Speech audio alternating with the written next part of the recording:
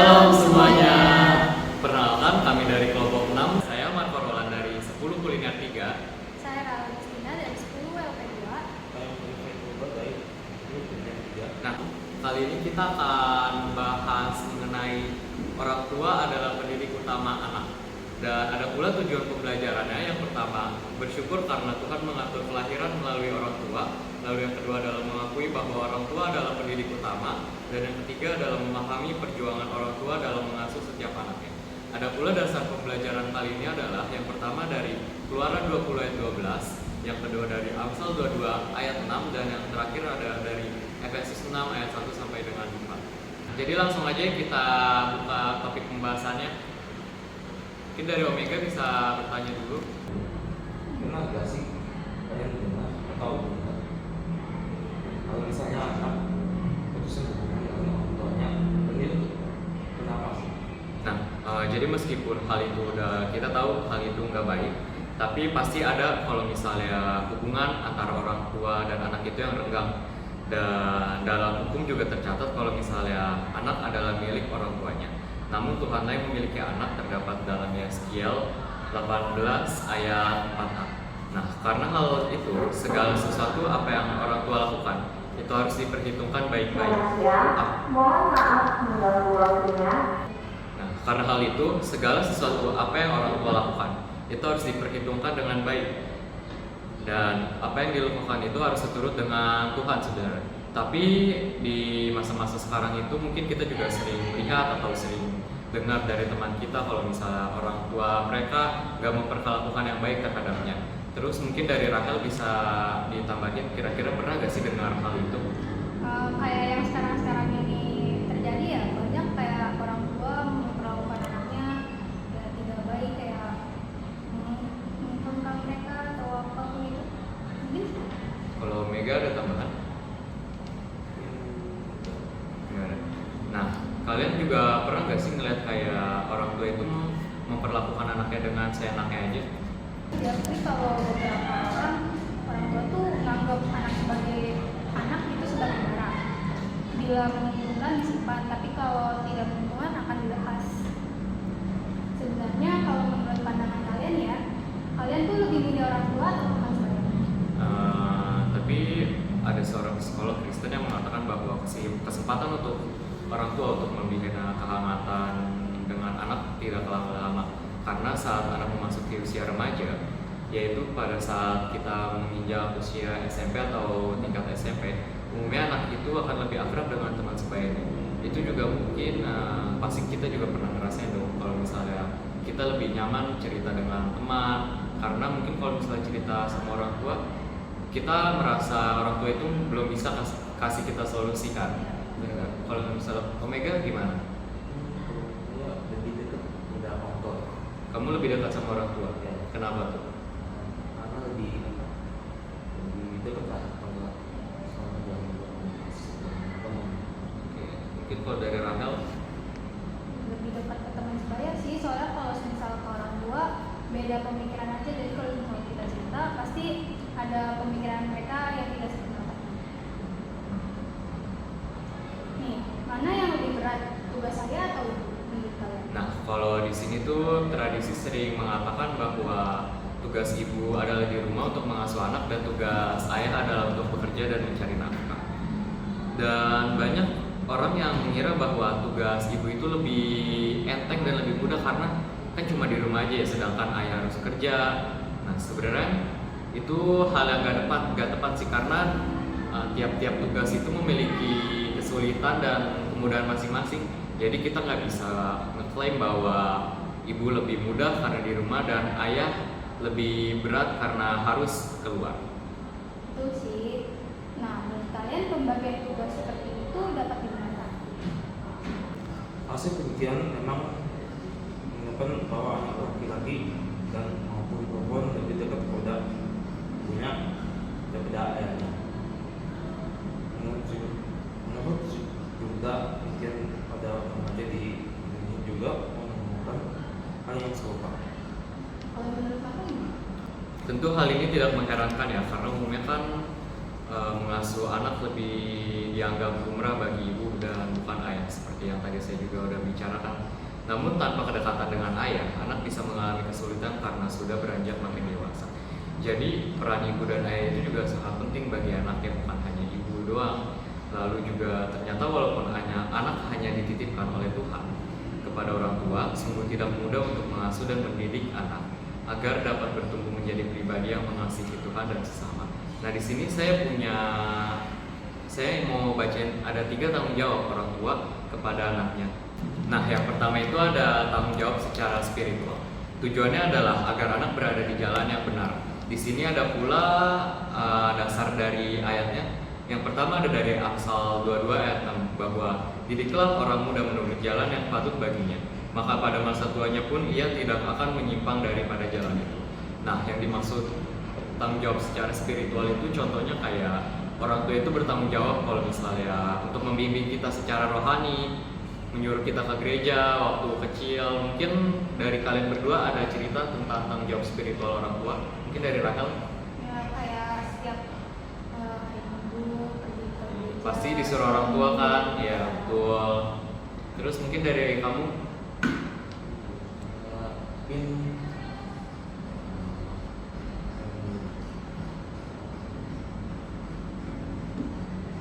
Dan yang kedua ada tanggung jawab secara emosional. Ada pula ayat Alkitabnya di Kolose 3 ayat 21 bahwa hai bapak-bapak, janganlah sakiti hati anakmu supaya jangan tawar hatinya.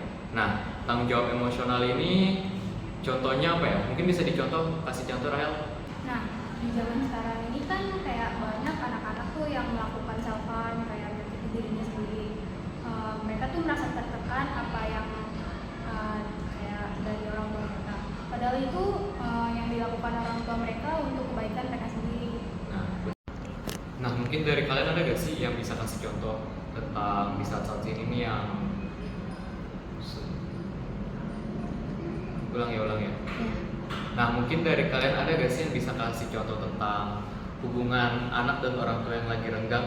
Ada kayak contohnya di saat-saat sekarang artis papan atas yang kalian tahu, ini beritanya sudah kemana-mana sih, kayak seorang ibu yang putus hubungan dengan anaknya. Jadi anaknya ini merasa dikekang oleh ibunya, dan anaknya ini juga dia memiliki orang tua yang putus hubungan juga. Jadi dia merasa sendirian dan tidak merasakan kasih sayang dari kedua orang tuanya.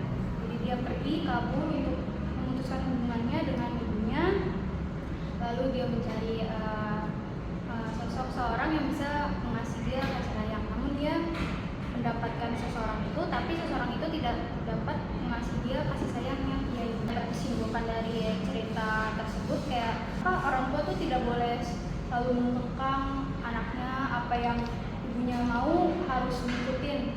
Terus anak juga nggak boleh selalu mikir apa yang dilakukan orang tua itu buruk, karena apapun yang dilakukan orang tua itu selalu kayak dalam kasihnya ya itu kebaikan buat anaknya.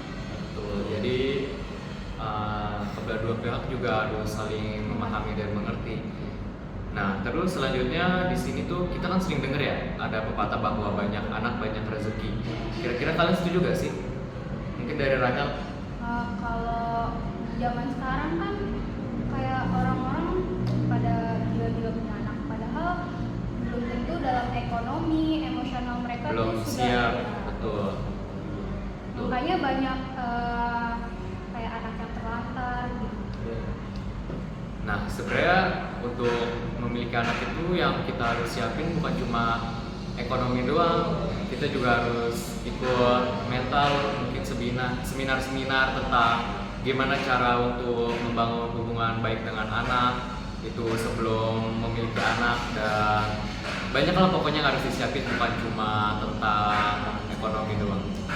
Kita juga pernah menghafal isi 10 hukum Taurat ini. Katakan bahwa perintah utama yang dilakukan untuk sesama manusia adalah matilah ayahmu dan ibumu supaya melanjut hukummu di tanah yang diberikan Tuhan Allah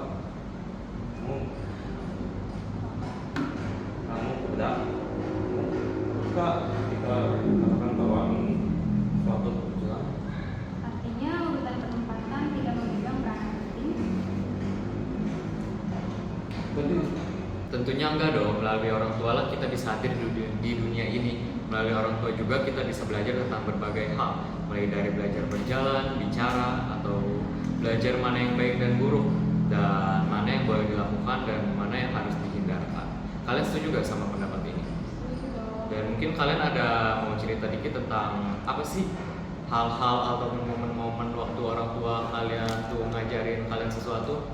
Mungkin Rahel bisa diceritain.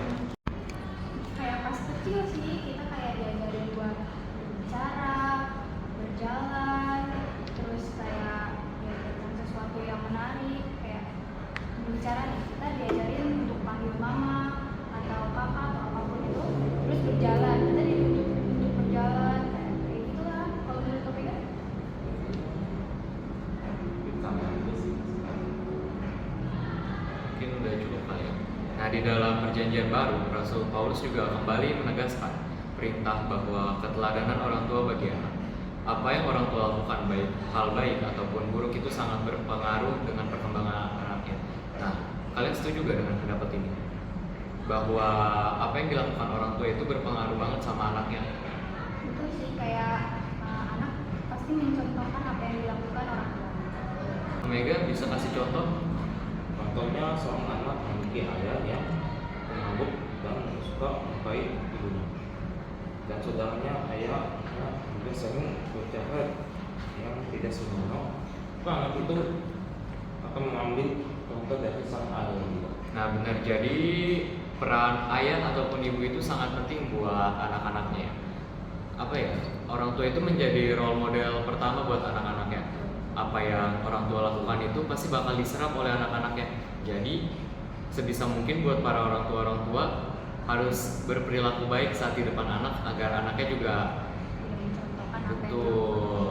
Dan nah, mungkin cukup sekian dari podcast kita kali ini ya. Mungkin nanti minggu depan kita bakal balik lagi buat bahas-bahas podcast yang lain. Nah, dari pembahasan mengenai orang tua adalah pembelajaran pertama kali anak, kita itu bisa menyimpulkan bahwa peran orang tua itu sangat penting banget buat anak untuk pertumbuhan mereka, dan orang tua juga harus selalu berperilaku yang baik terhadap anaknya agar menjadi contoh. Dan mereka antara orang tua dan anak juga harus memiliki hubungan yang baik. Anak bisa mengerti orang tua dan orang tua juga harus bisa mengerti apa yang anak rasakan. Mungkin cukup sekian dari kami dan see you.